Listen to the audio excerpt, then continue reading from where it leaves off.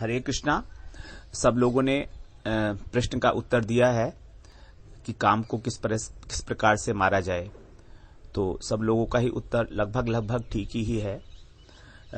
उसमें भगवान ने पहले ये कहा कि इंद्रियां जो हैं वो स्थूल शरीर से बलवान हैं और मन इंद्रियों से बलवान है और बुद्धि मन से बलवान है और आत्मा जो है वो बुद्धि से भी बलवान है। अब प्रश्न ये उठता है कि बुद्धि के द्वारा मन को कंट्रोल करें और फिर मन इंद्रियों को कंट्रोल करेगा। बात तो ठीक है, लेकिन ऐसी बुद्धि की प्राप्ति हमें कैसे हो कि हम उस बुद्धि से मन को कंट्रोल कर पाएं। तो तभी भगवान ने यहां पर आत्मा के लिए कहा। बुद्धि से भी स्ट्रांग क्या है? आत्मा। तो इसका मतलब है कि जो आत्मा का बल है, अगर वो बल किसी प्रकार से बुद्धि के अंदर आ जाए तब बुद्धि मन को कंट्रोल कर सकती है। क्योंकि अभी इस अवस्था में हम आत्मा को नहीं जानते, हमारी आत्मा बलवान नहीं है, इसीलिए हम उस काम को नहीं मार पा रहे हैं।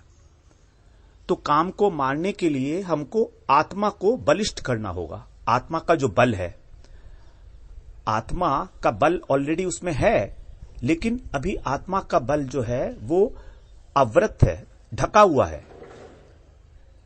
इसका मतलब क्या हुआ?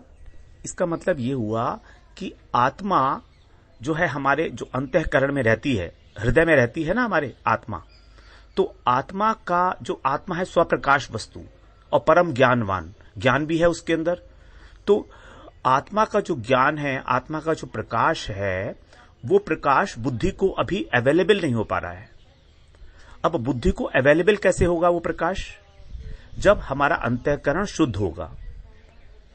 तो अंतःकरण का शुद्ध होना आवश्यक है कि हमारी बुद्धि प्रकाश को पाले, जो आत्मा का प्रकाश है।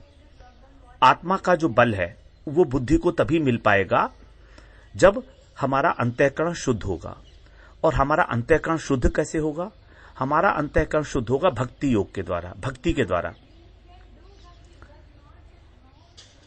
भक्ति के द्वारा ही हमारा अंतःकरण जल्दी शुद्ध हो सकता है, हरिनाम संकीर्तन के द्वारा।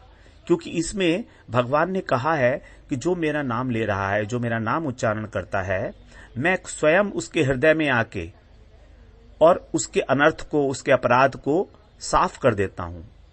जो मेरे नाम को श्रवण करता है, जो मेरा नाम लेता है, जो श्रवण कीर्तन स्मरण करता है, जो नवधा भक्ति का पालन करता है, जो चैंटिंग करता है, हरे कृष्ण मंत्र करता है, उसी का हृदय मैं शुद्ध करता हूं। ये भगवान ने कहा है भागवत में। तो भगवान की इसी बात को हम ध्यान में रख के और मंत्र का जाप करते हैं।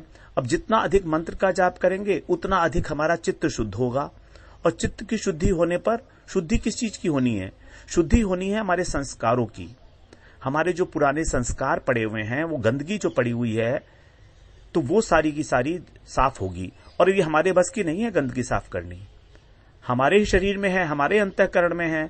तो हम कैसे साफ करेंगे? हमारे से करना बहुत मुश्किल है। अगर हम कर पाते होते तो कर चुके होते, अब तक नहीं कर पाए अब तक।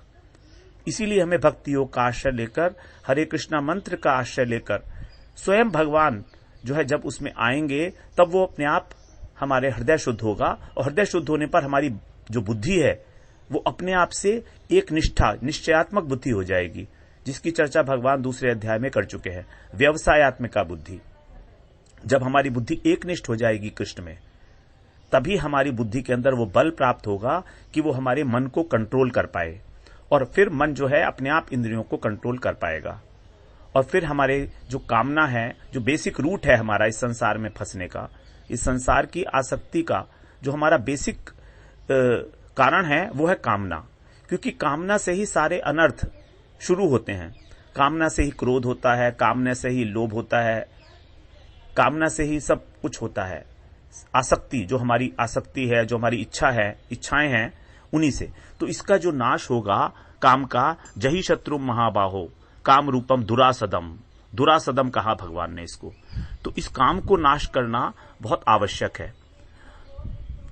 तो इस प्रकार से हमारी बुद्धि जो है बल को प्राप्त करेगी, आत्मा के बल को प्राप्त करेगी। जब हमारी चित्त शुद्धि होगा तो आत्मा का जो बल है वो क्योंकि चित्त की उपमा दर्पण से दी गई है, और दर्पण के ऊपर जब हम मैल साफ कर देंगे तो आत्मा का उसके अंदर रिफ्लेक्शन प्रतिभासित होगा, प्रतिबिंब बनेगा, और आत्मा प्रकाशवान है तो हमारा जो चित्त है दर्पण वो भी प्रकाशवान हो जाएगा। और वो प्रकाशवान होते ही, वो उसको प्रकाश मिलते ही हमारी बुद्धि में ज्ञान का प्रकाश आ जाएगा, और उस बुद्धि के ज्ञान के प्रकाश से ही हमारा सारा सिस्टम अंतःकरण का शुद्धातिशुद्ध होता चला जाएगा और कामनाएं भी संसार की खत्म हो जाएंगी। ये होगी प्रोसीजर जिस प्रकार की हम काम को मार सकते हैं। हरे कृष्णा।